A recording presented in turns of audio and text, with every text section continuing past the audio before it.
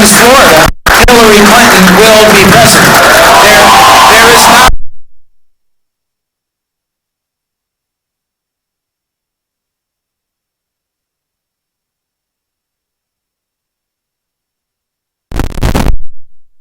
First time that any man had ever greeted me in that manner, but I ended up excusing Mr. Trump's behavior as a way that East Coast people greet each other.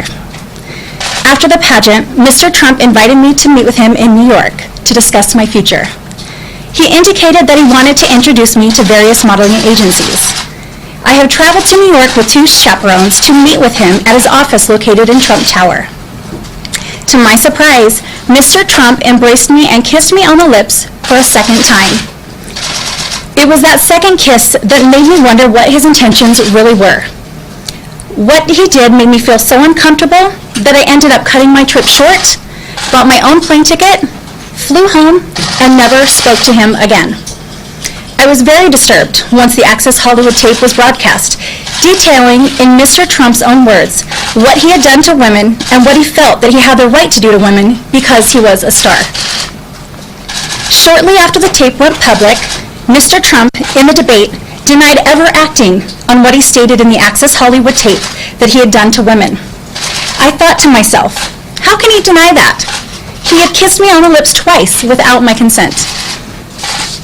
One by one, more accusers started coming forward with similar accusations against Mr. Trump. He referred to us all as liars. To make matters worse, he even threatened to sue me and all of his accusers. I felt like Mr. Trump was trying to silence all of his accusers who had come forward, as well as others who may be thinking of coming forward. That's when I felt enough is enough, and I needed to stand up to Donald Trump. I feel that he is trying to bully and frighten us into silence. Mr. Trump, that is not going to work with me. I have told the truth about my experience with you, and I am not going to be silenced. I am here today because I want my children and everyone else to know that bullying is not acceptable conduct, especially for a candidate for President of the United States.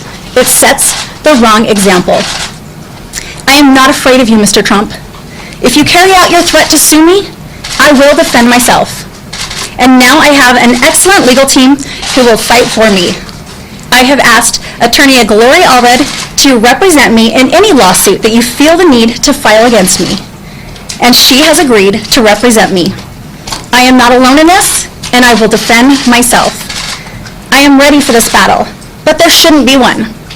Instead, you should have the decency to admit what you did to me, and you should take responsibility for what you have done to the other women. Times have changed. Women are empowered now, and we will not tolerate being bullied anymore. Thank you. I have a question. I'm wondering how you would be able to prove any of these allegations. I have an article, not saying it didn't happen, but from the Deseret News, the day you came home from the pageant, when they spoke to you, and your father and you both spoke about how Donald Trump had given you extra attention, spent 15 minutes with him at a ball afterwards. You said you were really excited at the time, but didn't want to get too excited until you got a job. It sounds like you were reveling in the attention with no thought of maybe this kiss or whatever had happened. Well, we're not going to discuss what might be inquired about in a lawsuit, but she's made her statement about what she alleges happened to her, what it meant to her, and how she feels about Mr. Trump's threats. And that's what she is going to talk about today. She's been consistent. She has been consistent in prior interviews when she alleged that he kissed her twice without her consent. Once at the rehearsal and once at his office in New York, that he kissed her on her lips without her consent. That was her position, it's still her position, and that's what she says happened. But couldn't that be used against her? In depositions, if you are sued, that is going to be brought up. Well, I'm not sure what you mean by that. What's the that? this praise that you heaped on Okay, Donald Trump, well- and saying he was great and wonderful and all these things. Okay. Can I explain it? Yes. Okay, so that article took place right after I got home from the pageant. That first kiss, although it was awkward, I was so young and naive. I was 21, but I was 21 going on 16 at the time, mentally.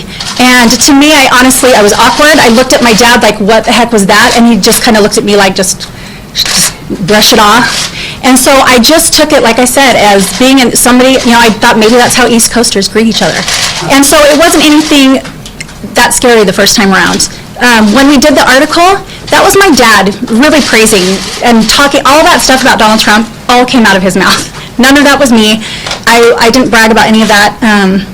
I don't know what little statements I said in there, but yeah, there is a sense of excitement. You have Donald Trump, who's the owner of the pageant, who gave you all this attention, and there were a lot of other judges and people there that had given me a lot of attention, given me cards for modeling and for other jobs, and it was definitely exciting. For a 21-year-old, that's, kind of a small-town girl at that time, yeah, it's super exciting. So that you'd have to understand the context. And then it was later that I flew out to meet with him, and it was that second kiss that was definitely a different kiss. He looked at me different. The way he hugged me was different. It was just a totally different experience that's where I kind of just was stunned going, what the heck does he think this is? Did you talk to anyone about it at the time, about your frustrations or what had happened? Or is this something that kind of brought up all these years later when all these other accusations came out? Okay. Answer that? Who she spoke with, who witnessed any of it, this is all going to be the subject of a lawsuit if, as, and when Mr. Trump decides to sue. And so that's the time then we will be discussing it. Ms. Allred, do you even anticipate a lawsuit? The answer... It's a big game, but do you even anticipate one? Okay, and that's a fair question, as they all have been. We don't know which Donald Trump will show up after the election. The one who says he is going to file a lawsuit, or the one who will not file a lawsuit. I don't think anybody can predict that. I'm not sure that Mr. Trump is able to even predict his own behavior very well, to a certainty. So she now has a lawyer in case, just in case. Are you planning a legal action if he doesn't sue you? None at this time. In other words, she has not decided to file a lawsuit against him at this time. Why not? The next move is his. Temple, you'd said that it was after the second occasion that you realized, this doesn't make me feel good, something's wrong there. What did you do in reaction to that moving forward? Well, it happened The second time. and then we went, the reaction, we met in his office, he planned out my next few weeks. I went and met with a couple modeling agencies and did my first photography session, but it was at that time where I just thought, I can't do this anymore. This isn't me. I feel uncomfortable. I was very young, and I didn't want to feel like that was something I needed to give him in return for what he was giving me. And I was a little nervous of that, so I just didn't want to deal with it, and that's why I flew home. Did you talk about it publicly, or was it just until the New York Times contacted you? Just until the New York Times. Well, I did talk about it on my Facebook page a month before the New York Times contacted me, but that wasn't public, so I don't know. They said they never saw it. I asked them about it. People have asked this question of other alleged victims, but maybe not to you. A lot of people say, why now? Why are all these women coming out now? Why does, when one happens, then another, and it's like a steamroll of allegations? And I think that she's addressed that in her statement about Mr. Trump's, are you talking about her, about Mr. Trump on the Access Hollywood tape and then denying it in a debate with Hillary Rodham Clinton shortly thereafter? Of course, her initial statements were made prior to those Access Hollywood tapes. But for many of the accusers, and I don't represent all of the accusers, just 3 in addition now to Temple, so that's a total of 4. As to the remainder, I've never spoken with them, so I can't speak to the reasons that they came out when they did. But apparently, they did so after he denied it in the debate. I kind of want your reaction to that, why you came forward and why you feel other women are doing this. To that? Why she came forward when? Like in the very beginning? In the New York Times, and then you Okay. backed it up Okay. with your other public. Yeah, so like I said before, the New York Times contacted me. I just made a post on my page on Facebook for my friends to see, because they know me personally. And it was a concern of mine because this is a possible presidential candidate. I posted it the day before the caucus, so he wasn't yet nominated as a Republican nominee. But I just wanted people, and I knew it wasn't going to be a large audience, but I just wanted my friends to say, guys, here's a few things that I noticed about this guy that I feel like people should know. People should know that this is his character. And then when the New York Times reached out to me, I thought of it as an investigative story. I had no idea that my story would be put in their paper, but I knew from what I had experienced that I was certain that there were other women that had much bigger stories than what I had, which is now we can see coming forward. But yeah, so at the time I was just trying to help the New York Times with their stories so they could develop it. And then little did I know I was in this story. Were there any other advances from Mr. Trump that weren't physical, that made you uncomfortable? Anything beyond that? That was it. Was your father uncomfortable with the contact when it happened? Because you said he was there. So I know as a mother, I have a daughter that's a teenager, and I'd be like, okay, what is going on? At the time. I think that's something that her father would have to answer, as opposed to her answering for her father. Anything further? Can you talk a little bit about the reaction to the New York Times story, and then more recently, can you just take us through what it's been like to be somebody who's at the forefront of a presidential campaign? Yeah, am I okay? Yeah, so when the day before the New York Times article posted, Megan Twohey contacted me and said, this is going to publish tomorrow and you're going to be one of several women featured in this article. And I was surprised. And she said, beware, you're probably going to get a lot of media contacting you. And that's what happened. And that's what happened. And second time around, and the first time I tried to hide from the media. I'm a mom of 3 and very busy, and I didn't want the attention. And it's kind of frightening at first. I mean, it's overwhelming. You cannot hardly even use your phone. You don't want to go to your door because Scorched Earth campaign, the last refuge of a bankrupt candidate. And it goes against everything we stand for in America. Now, we're not going to let that happen, are we? I had no idea what was going on, but my phone blew up again, and I was at the grocery store. And my sister sent me the link to the article and said, and this is why he kissed you. This is why he just kissed you. And I watched the tape, and I thought, oh my gosh, no wonder why everybody's contacting me. And I realized that they had all remembered from what I had said back in May, that this went along with what he was explaining in that tape. Unified vision of the future. And I have to tell you, once again, Iowa, you can make the difference. If all of you vote, if you get your friends, your neighbors, your co-workers. I figured it was inevitable, and I was grateful. I mean, it helped me to just feel more validated. And then hearing that Donald Trump maybe possibly plans to sue women, the New York Times, you're in that pool. What was your reaction to that? And I think NBC as well.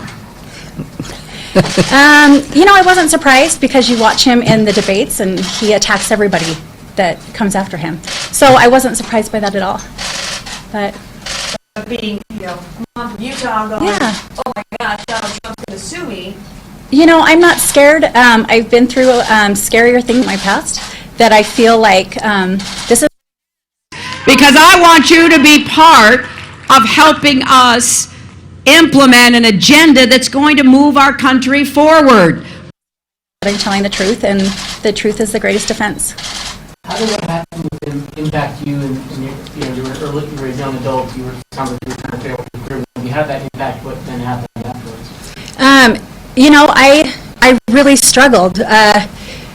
Anybody that I actually moved to to the West Coast to try to model there, and it kind of freaked me out again there too, because I felt like you had to be kind of forward with these people in order to get jobs. That's what I kept feeling everywhere I was going. So I finally moved home after a few months, and I tried to model there, and even my modeling agents would probably guess I didn't work super hard at trying to get the jobs. I kind of took the jobs that came easily to me, just because I never wanted to be in that situation again, and it always made me feel uncomfortable. So yeah, I mean, I definitely struggle with trusting men and wondering what their intentions are, because this happens, you know?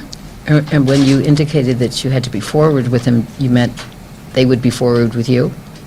What do you mean? When you went to the West Coast, that you might be... I was worried that they might be forward with me, okay. and I saw how other girls were acting, and they were acting forward, and that wasn't my personality. Like, that just wasn't my personality. So I thought, I can't...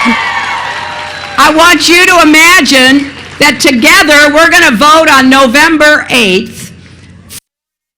Be a group lawsuit if you decide to do that, or will each one be an individual case? It would not be appropriate to do a class action lawsuit by women against Mr. Trump. And many people have contacted me and said, Gloria, why can't you do a class action women? Just for technical reasons, that's not legally appropriate to file a class action on the facts that have been alleged by the accusers in this matter. They would need to be individual cases. I will say, and I have said, that if Mr. Trump decides to file a lawsuit against anyone whom I represent who is an accuser of Mr. Trump, then I would recommend to my clients that they file a cross-complaint. In other words, a lawsuit against Mr. Trump alleging defamation because he has called them liars. He has called what they have said fiction. By my team and my friends.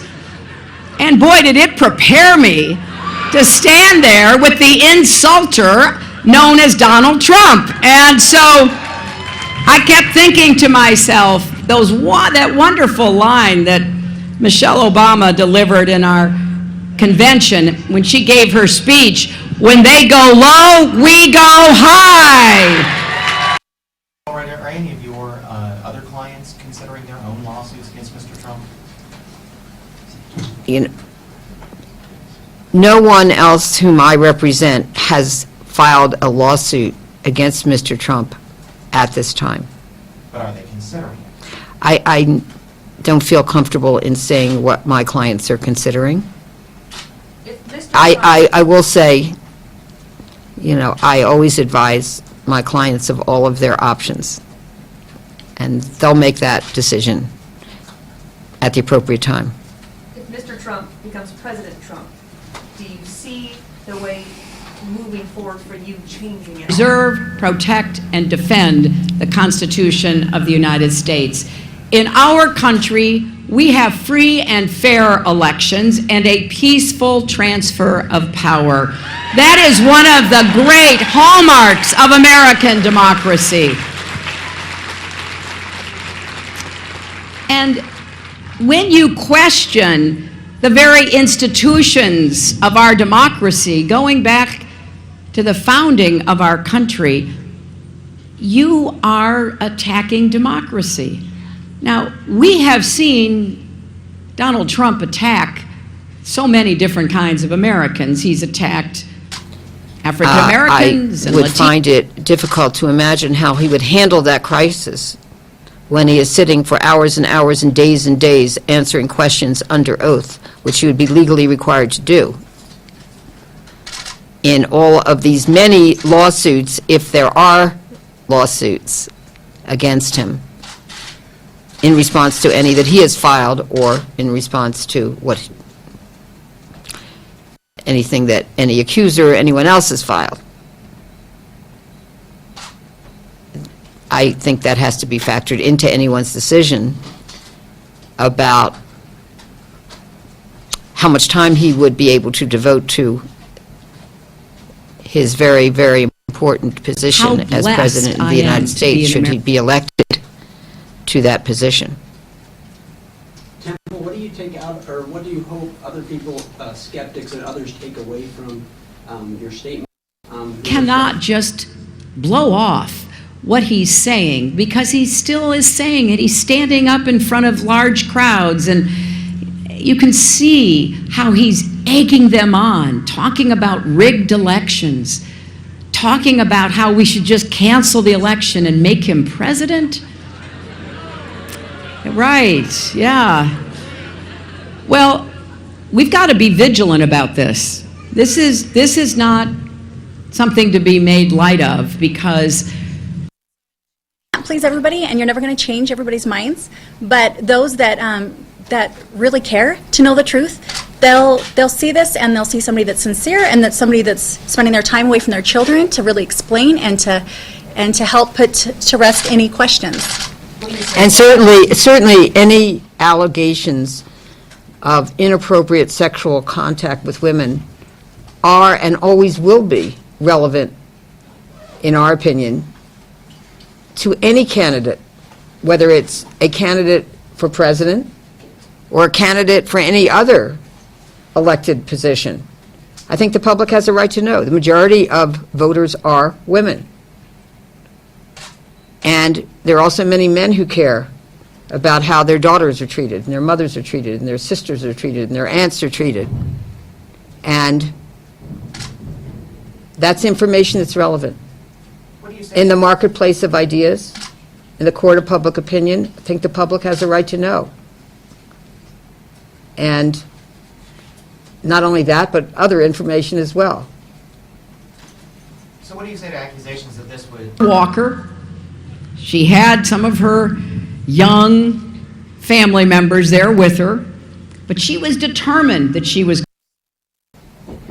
I am a Clinton supporter. I've never made a secret of that because I'm proud of that. And I was a delegate to the Democratic National Convention for Hillary, elected delegate from the 33rd Congressional District this summer, and I was a delegate to the Democratic National Committee Convention 8 years ago as well for Hillary. I'm a supporter of Hillary's. I'm a contributor to Hillary's.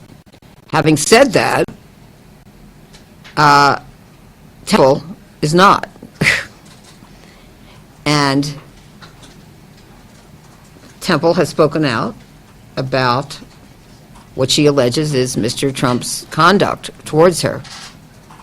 She's not speaking out in an effort to elect Hillary Rodham Clinton to the White House or to stop her from being elected. She's just telling what she alleges is the truth about her life and her experience with Mr. Trump. So You're not a Clinton supporter? No, not in any way. I'm a Republican, and I just wish we had a better candidate to choose from. And so I've actually considered voting third party this year. Who would you vote? Have you had... you don't have to say if you don't want to. I don't mind. I'm thinking of voting for McMullen. Have you discussed your children? Hey, is exactly what he did to me. Now, how did Donald Trump respond? Well, he started holding big rallies, broadcast on TV.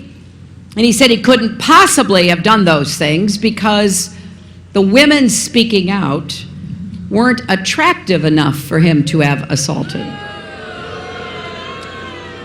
He said, one woman, and I quote him, would not be my first choice. Look at her. I don't think so. He even called the female journalist covering the story disgusting, which he's called other women as well. He's also on tape bragging to the radio personality Howard Stern that he would routinely barge into the dressing rooms of beauty pageant contestants. But yeah, I think when they're a little older, I mean, that's something that we could talk to him about. They're 13 and 15 at the his word, he was inspecting them. I sort of get away with that, he said. And maybe the most alarming part of what he said is that he admitted he did it with teenage contestants. Can you imagine?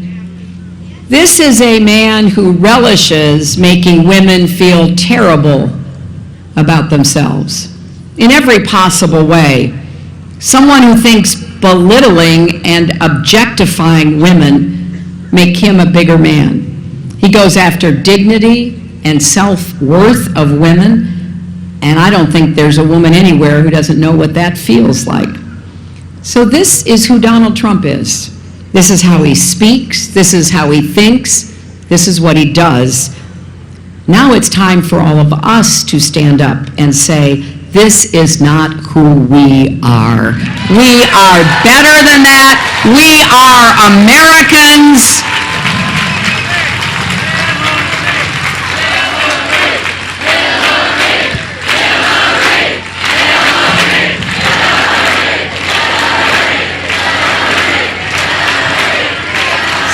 So I've got to say, it's no surprise that every policy he talks about reflect the same disrespect, even contempt for women. So make no mistake, women's health and rights, our futures, the futures of our daughters and our granddaughters, are on the ballot. We were reminded of that in the last debate when he pledged to overturn Roe v. Wade and end safe and legal abortion. He promised to defund Planned Parenthood, to wipe away the health care services that millions of women get for cancer screenings and so many other necessary help. And I just have to say, we have come too far to let Donald Trump take us back, haven't we?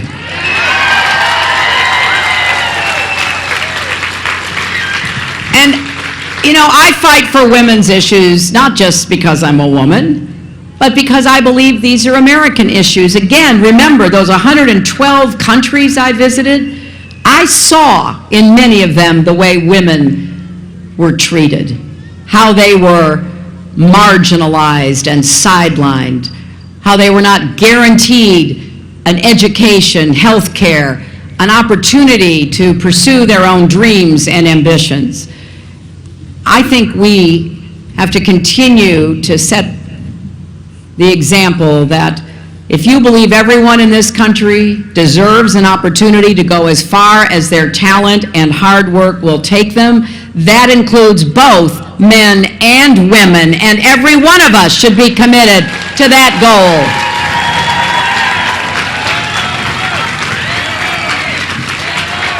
Well,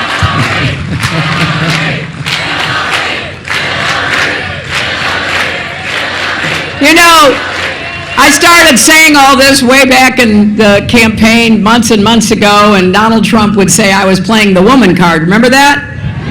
And you know what I say, if standing up for women's health and women's rights is playing the woman card, then deal me in.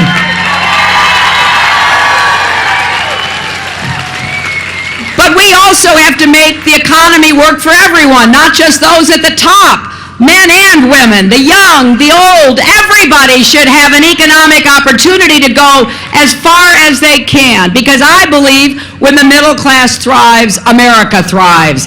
And we're going to fight hard to make the biggest investment in new jobs since World War II. Investments in infrastructure, advanced manufacturing, technology, innovation, small businesses, which are the real heartbeat of any economy, where most of the new jobs will come from. And we're going to invest in clean, renewable energy to create millions of new jobs in that field. We are going to make America the clean energy superpower of the 21st century with your help. And I go around bragging about Iowa because you already get a third of your electricity from clean energy, mostly wind, right? So we know we can do this on a national basis. And we also have to make the economy fairer. That means raising the national minimum wage. So if you work full-time, you're not mired in poverty. It means finally guaranteeing equal pay for women's work. And it means having affordable child care and paid family leave, because families are under so much stress today. And I met so many young family members, moms and dads, as I traveled across Iowa. And I keep meeting people who are really under tremendous pressure. Tim Kaine and I were in Pittsburgh last week, and Tim was talking to a big group of folks, and one of the women was holding a 3-year-old daughter, and Tim said, as we do, what a beautiful little girl. And the woman said, I came here to tell you and to tell Hillary Clinton that right after I had my baby, I got fired from my job because I had a tough pregnancy and a tough labor and delivery, and I couldn't come right back to work, so they fired me. I'll tell you, if we say we care about children and family values, don't you think we ought to have paid family leave and actually prove that we do?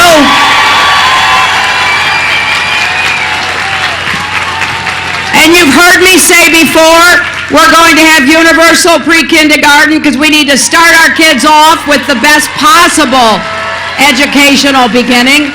We're going to have good teachers and good schools in every zip code in Iowa and across America. And, you know, I'm very proud of the campaign that Senator Sanders and I ran. It was a campaign about issues and ideas, not insults, right? And when it finished, he and I got together, and we have a plan to make public colleges and universities tuition-free for families making less than $125,000 a year. That's the vast majority of families, but if you're over that number, we're going to make it debt-free. So you pay what you can afford, but you don't go into debt. And no matter where you go to college, we are going to make it easier and quicker for you to refinance, pay back, and end your student debt.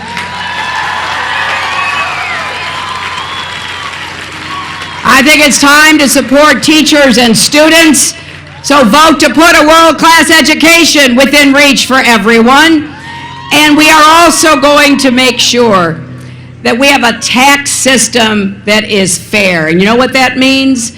Nobody making less than $250,000 a year will have your taxes raised one bit. I have made that pledge. I'm going to carry through with that pledge. But we're going to tax millionaires and billionaires and corporations because they're not paying their fair share. And you can hear it when Trump talks about what he wants to do. He says, he wants to cut trillions, that's trillions with a T, trillions of dollars in taxes from millionaires, billionaires, and corporations. Man, that is trickle-down economics on steroids. That is the worst idea. We need to build the economy from the middle out and the bottom up. That's what's going to get it growing and providing more jobs and opportunities. And it's especially ironic coming from a guy who didn't pay any federal income taxes, right? You know, back in the 90s, he lost $1 billion. He says that makes him smart. Look, I just don't know how smart you have to be to lose $1 billion in 1 year running casinos. But I've never met somebody who lost money running casinos, because with casinos, the house always wins, right? So he calls himself smart. His supporters call him a genius. Well, I guess you have to be a genius to lose $1 billion in a year. But here's what's important. Every one of us who's worked, gotten a paycheck, we've paid more in income tax to support our military, our vets, Pell Grants for students, health care, highways, education, agriculture, than Donald Trump. And I think that tells you everything you need to know about him. This is Donald Trump to a T. He is the poster boy for bad business behavior. His companies denied housing to African Americans because of their race.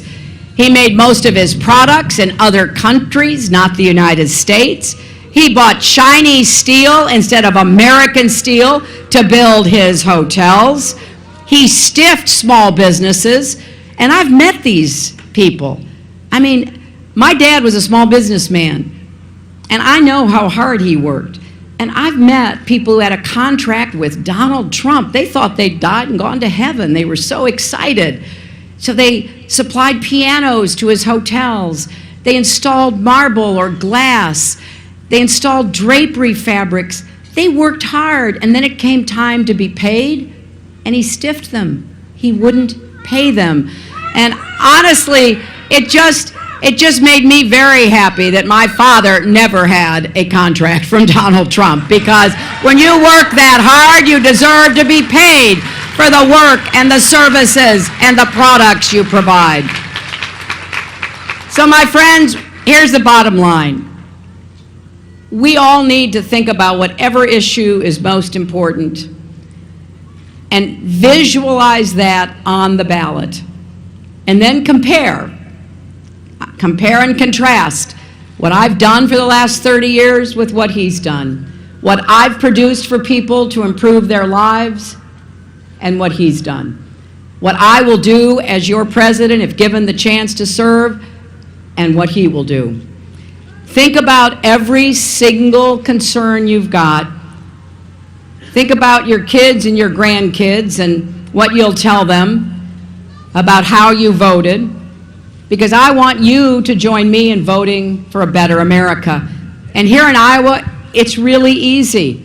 You can vote today or tomorrow at the auditor's office, or next week at libraries in Cedar Rapids and Marion. You can get a flyer as you leave from our organizers telling you the details. You can go to iwillvote.com to confirm your polling place, to make sure you have a plan to vote. You can reach out to people who are maybe shut-ins or have trouble getting around and help them to be able to vote. Every phone call you make, every door you knock on will help us make a difference in this election. So please go to hillaryclinton.com and sign up to volunteer, or take your phone out and text JOIN, J-O-I-N, to 47246. Because here's one thing you know for sure. On January 20th, America will have a new president. And the real question is, what kind of change are we going to have? Change is inevitable. It's up to us to determine how we're going to guide and shape that change. I personally don't think people, when they stop to consider it, want the kind of change Donald Trump is offering.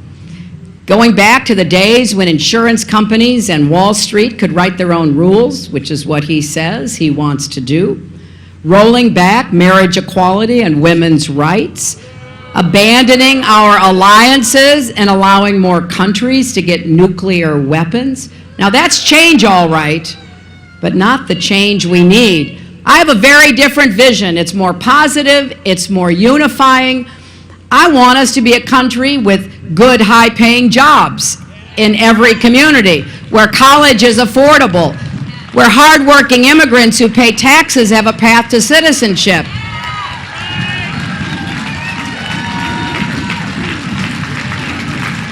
Where we respect each other, men and women, immigrants, African Americans, Latinos, Asians, everybody, that we recognize we are in this together, and where we lead with strength and intelligence in the world, working with our allies to fight and defeat terrorism and stop the spread of nuclear weapons. So change is coming. The choice is yours as to what kind of country we will have.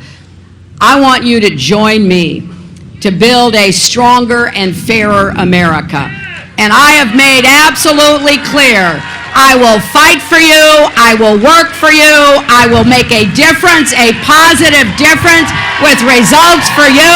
We will have a future we can be proud of, and we will prove once and for all that love trumps hate. Thank you.